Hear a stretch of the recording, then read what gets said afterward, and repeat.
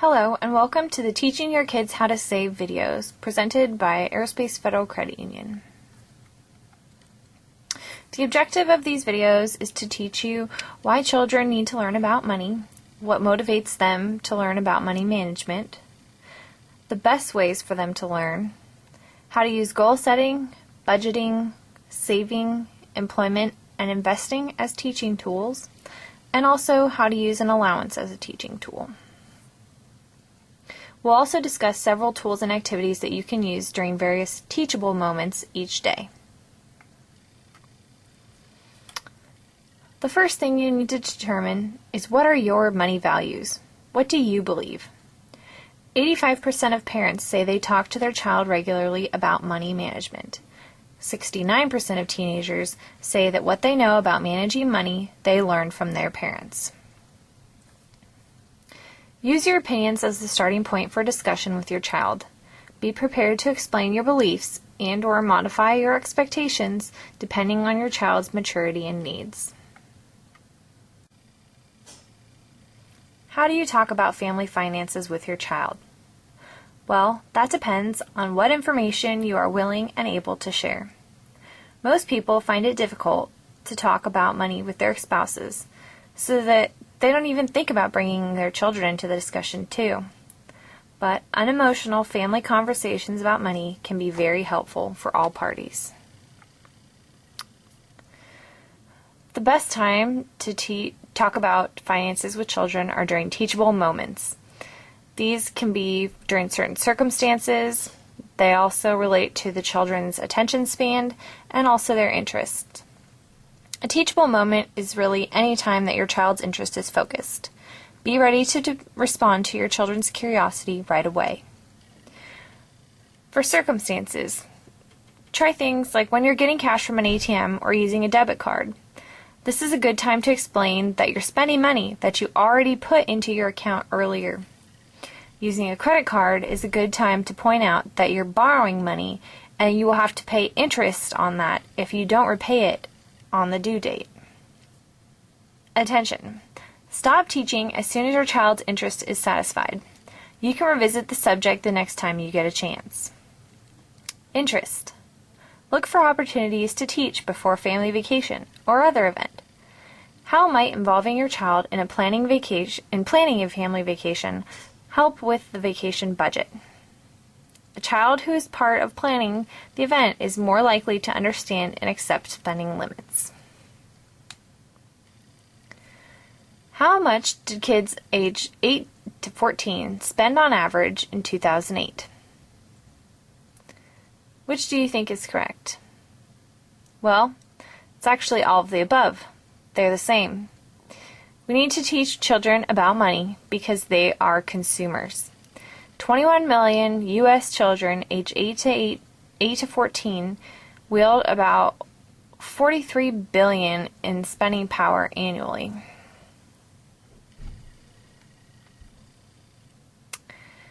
How many TV commercials do you think the average child sees in a day? It's actually 55.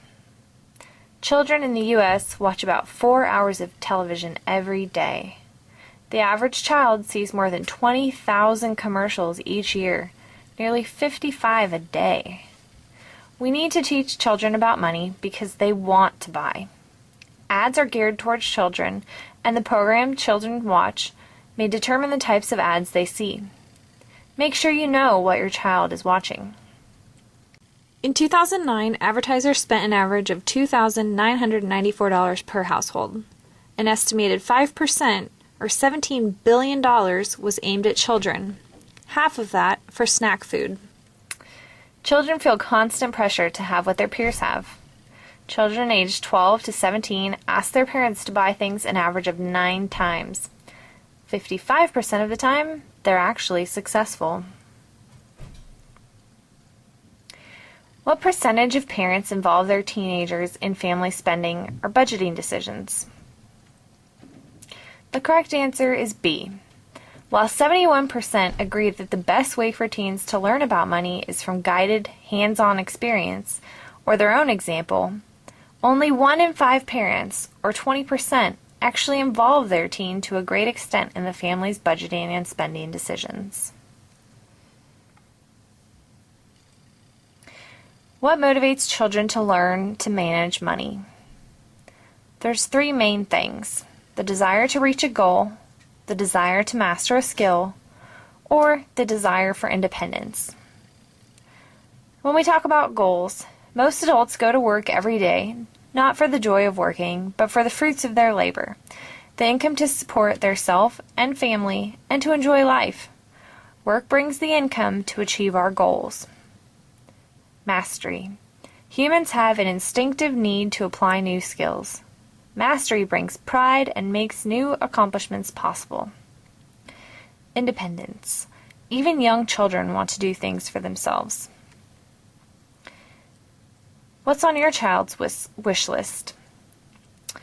Would your child be willing to work and save for these things? What are some signs your child wants to be independent?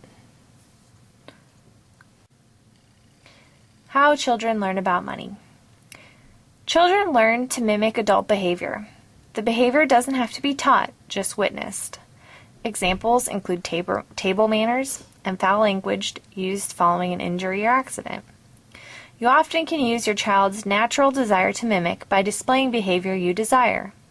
You can model behavior as complicated as the way to arrive at a decision by inviting your child to take part. Discussion. What are some simple family spending decisions that your child is capable of participating in? Examples: what movie to watch, lunch menus for the week, etc. Assistance. Giving children responsibility is a way to reward them for demonstrating skill and maturity. Letting your child assist siblings with simple consumer tasks is a good way to let your child practice them and become a role model in turn. What are some consumer tasks you might allow your child to teach to a younger sibling? As children grow, they become better at thinking ahead. Although a preschooler might be unable to anticipate more than a few hours in the future, an elementary-aged child might be able to anticipate a delay of days or weeks. Ask yourself, what are some goals that your child might choose? Personal goals.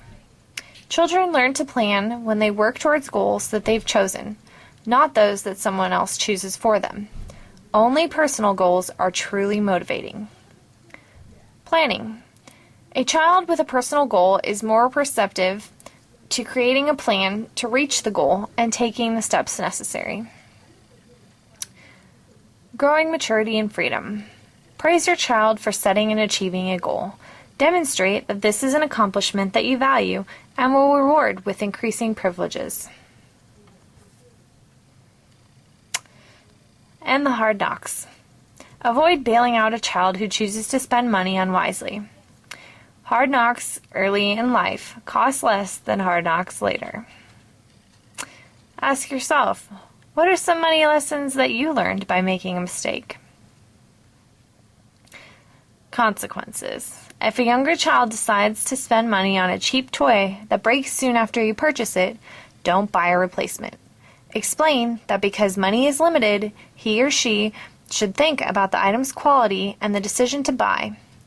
Was it based on ads? Was it based on what their friends have?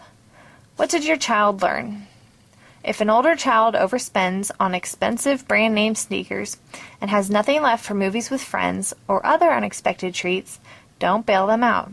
Explain the benefit of budgeting money to last until more comes in. Modification. When your child has run out of money, talk with him or her about a change of plans.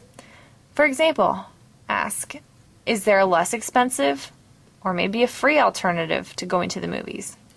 How could your child avoid spending mistakes in the future?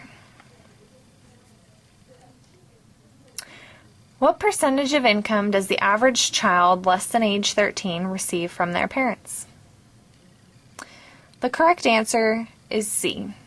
A majority, 87% of income for children younger than age 13 is parent supplied, either through allowances, asking parents for money, or through money earned from special chores or household work. In the next video, you'll see the following tools are meant as general guidelines for parents and children. They are not the only ways to teach essential consumer and personal finance skills.